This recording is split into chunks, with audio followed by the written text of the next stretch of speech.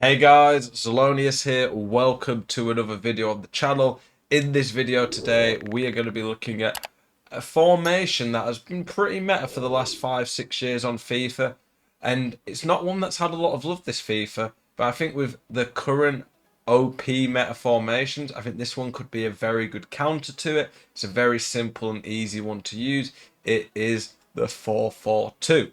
Welcome UK FIFA 23 players. Compete for match tickets, signed jerseys, a trophy, and an exclusive Xbox Series S/X. Experience the grand finale at Wembley, register for the online qualifiers, ascend to the national finals, and seize your spot at Wembley. Rise from sofa striker to Wembley winner. Check out the link in the description, guys, to sign up for the Connected Club Cup powered by EE. Apologies for no camera today. I've been pretty ill the last few days. I had a pretty bad sickness bug, and so I've been in bed pretty much the last 24 hours, but still don't feel great. But I wanted to get some content out for you guys, and people have been asking for lots of different formations. A lot of people really don't like the 5-4-1 and formations like that. They're a bit tired of using the 4-3-2 one, so they want to see some different stuff. So here I am with the 4-4-2. This is the team I've been using for it. It's a very easy and simple formation to use. Very simple to get players in the right positions in it. I feel like some formations more than others rely on having a good team. I think the 4-4-2 does rely a bit more on having a good team because of having two isolated centre mids with quite a gap between them and the strikers. But at this point of the game, I feel like everybody can have a very good team very easily. It might not be very easy to get like the top cards like 97, 99, etc. But for 100k, you can get top tier players in most positions at this point. So I think the 4-4-2 is even easier to use now in terms of getting the right players for it. The strengths of the 4-4-2, quite simple. It covers every area of the pitch very well. You get natural width in the attack and defence. You have two midfielders covering the middle. You have two strikers. That's a big thing on FIFA the last few years. Are you sick of getting out-teamed on FIFA? Want more coins to build that God squad you've always been dreaming of? Check out utnice.com, the best place to buy coins for FIFA 23. They're simple, easy to use. Use code ZEL at checkout for a 5% discount. Check out utnice.com today. I feel like any formation that lacks two strikers is always a lot harder to build up with, whereas a few years ago, I feel like the 4-2-3-1 was the easiest formation to build up with, whereas the 4-4-2 now is a brilliant formation when it comes to build-up play. In terms of just good options across the board. It might not be quite as dominant as some of us going forward, but it's the balance of this formation.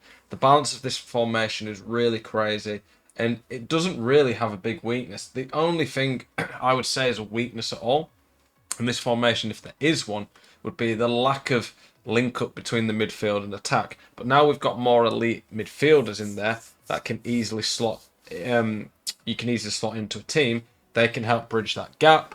In terms of the players you want, as always, ideally we want 5 stars up front. But if you can't get that, make sure you've got a left footer on the left or right foot on the right. Same with left and right mid. If you've not got 5-star weak foots, then make sure it's left on the left, right on the right. In terms of the midfield, at this point of the game, you really should be able to use two options who are very well rounded. The best midfielders on FIFA for the last few years, in my opinion, tend to be the ones who are really well rounded. It's no different now. And at this point of the game, like I was saying before, we've got a lot of great options in midfield. Whichever one is more defensive minded will be the one you put on stay back. In terms of the defenders, earlier on in the year, there wasn't that many fullbacks who were very well rounded who could go forward as well as defend really well. There is now, so you don't really need to worry too much about your options. Just pick the best options chemistry wise that you can for your team. And centre backs is obvious, you just want the same type of stuff there. In terms of the actual tactic, I go quite low width in this. If it's a formation where I want to defend quite narrow and compact, like the 4-4-2, the two banks of 4, I will go fairly low width, so 40 width. In terms of the depth, I up the depth a bit more than some formations. Simply put, the 4-4-2, when you look, it's actually a pretty good formation for pressing because it covers all the areas really well. The build-up play, balanced and direct passing, that is pretty nice. 60 width. The width generally for me is based on how attacking the formation is out wide. This formation gets a lot of its strength from attacking out wide because the left mid and right mid are going to stretch teams and make more space in the middle. So we go a lot more width than usual. Players in the box 6, pretty standard.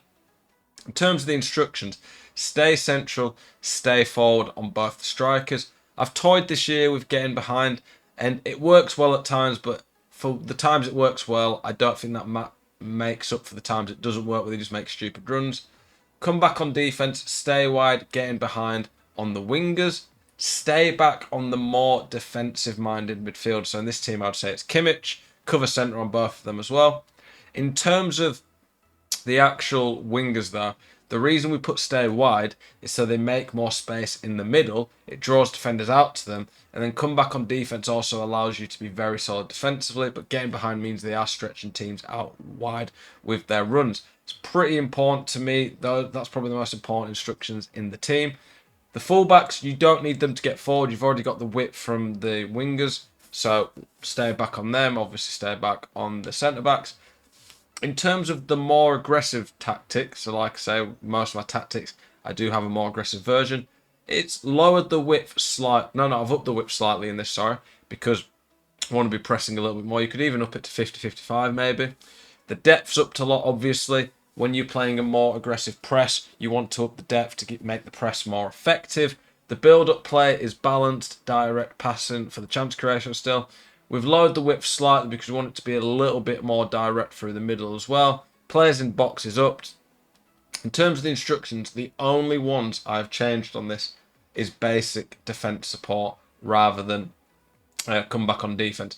The wingers, there are a few things. Like if you want to really go all out to counter a formation, if you know your opponent's playing the 5-4-1 or 3-4-2-1, you could quickly pause and go stay forward on the left and right mid. And in turn, what this will do is this will give you 4 players up front. It's going to make you a lot weaker defensively, but on the counter-attack against these formations that only tend to leave 3 defenders back, they are going to basically find it impossible to defend against you. The 4-4-2, 4-2-3-1 are very good at counter-attacking some of these OP formations that people play at the moment, because you can overwhelm them with numbers. You can have 4 versus 3, which on a counter is going to be very hard for people to defend. So I do think the 4-4-2 has got very good options for counter-attacking some of the formations that people think are the best in the game right now. It will leave you vulnerable, so you do have to be wary of that. But it's one of these high risk, high reward. The rest of it, though, it's pretty simple. It's a very straightforward formation to use. It's easy to use, so when it's easy to use, it's probably easier to get the best results out of it. Like I say, I think at this point in the game, everyone's going to have teams that can use it well. You might want to have one bigger body in the midfield than Kimmich and Modric. That's just the 2 best that I've got that suit me chemistry-wise.